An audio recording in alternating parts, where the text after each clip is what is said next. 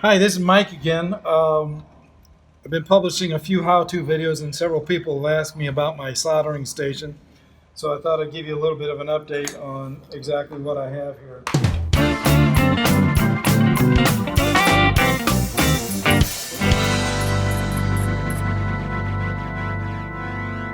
Really helpful in doing this kind of work with soldering components together, holding components while you solder them.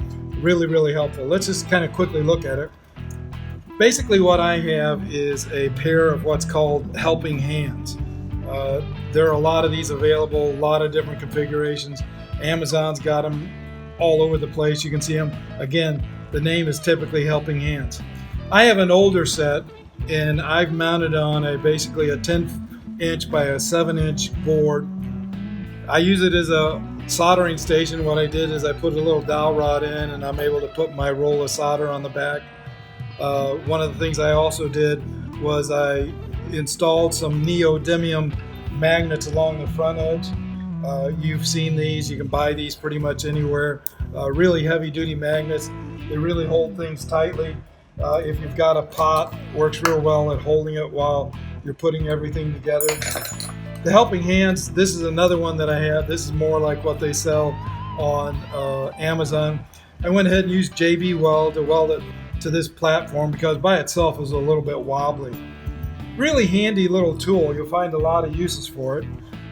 It's a helping hand because when you're trying to solder stuff, a lot of times you're just rolling around and not getting anything done. Some of the things you can do with this is, for example, if you want to weld a jack, you can just basically hold the jack in place while you come in and do your soldering. I like it when I'm doing some wires, putting some wires together.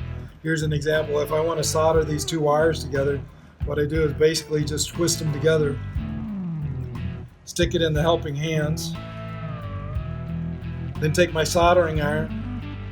And we'll be giving you some tips also on how some of the things I've learned about doing soldering, but one of the things I do is keep a wet paper towel, kind of clean off the tip, put a little fresh solder on there, come in and touch the wires, and because of capillary action, it's pretty much going to suck that solder right into that wire joint, and you're going to get a sound joint.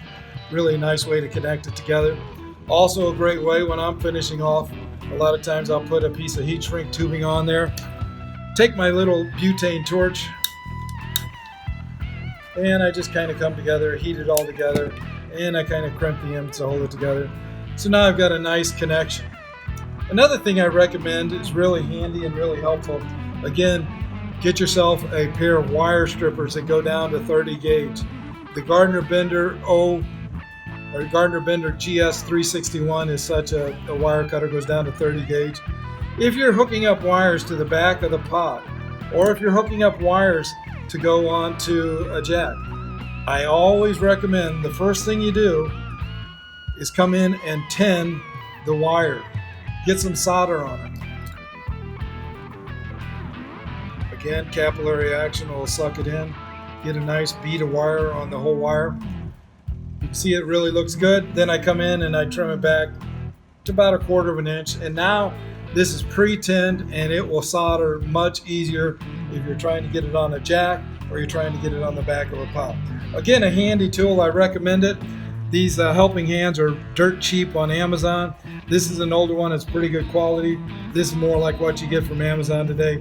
Get your soldering on there. I always use a .030 solder. That works best. I have just a little bitty cheapo welder soldering iron. Works really good. Hope these tips help you. Thanks.